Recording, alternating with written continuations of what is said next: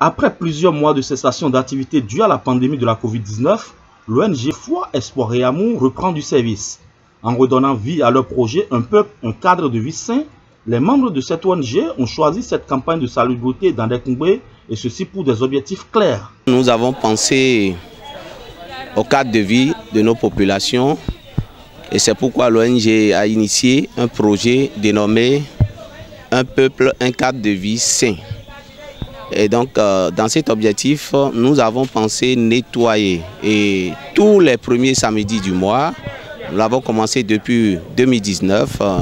Et nous sommes à une édition encore, tous les premiers samedis du mois.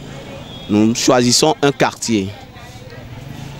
Et nous allons tous avec les membres, les bonnes dames volontaires qui sont avec nous. Nous allons dans le quartier, nous nettoyons, pour montrer aux populations qu'on ne doit pas rester dans l'insalubrité, on ne doit pas rester dans les ordures, on doit nettoyer son cadre de vie.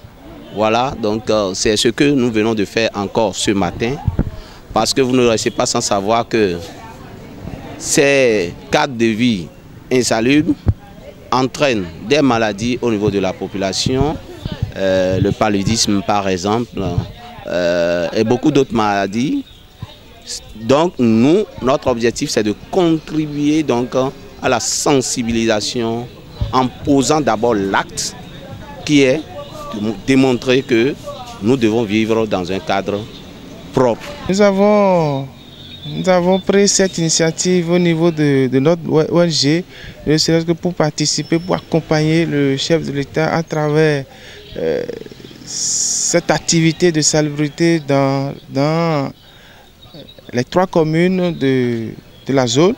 Et nous-mêmes, on a compris qu'aujourd'hui, avec cet élan du gouvernement, il faudrait que nous, en tant qu'ONG, on s'organise et accompagner le chef de l'État, accompagner les chefs quartiers, puisque à chaque séance, on essaie quand même de choisir des zones.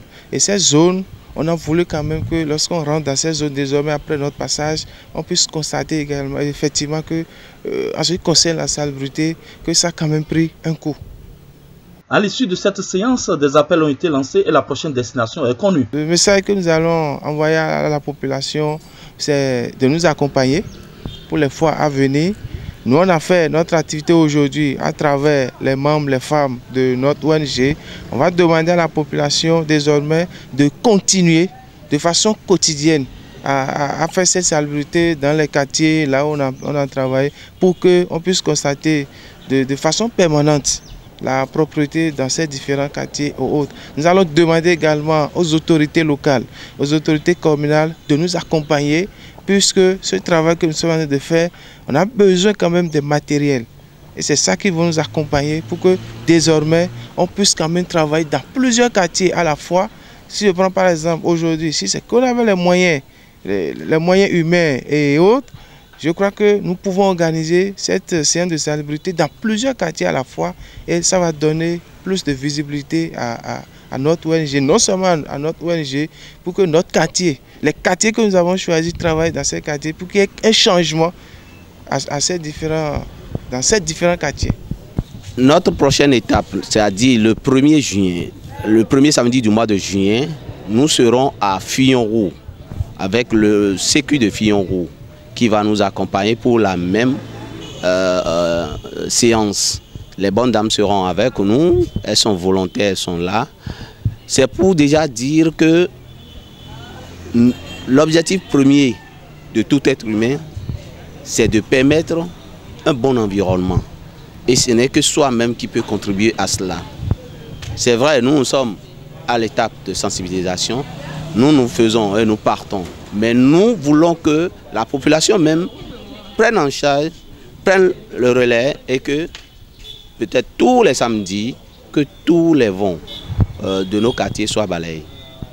Soulignons que cette campagne de salubrité a lieu tous les premiers samedis du mois et un quartier au choix est nettoyé. Plusieurs autres activités meublent l'agenda de l'ONG Foi, Espoir et Amour qui prône un monde meilleur.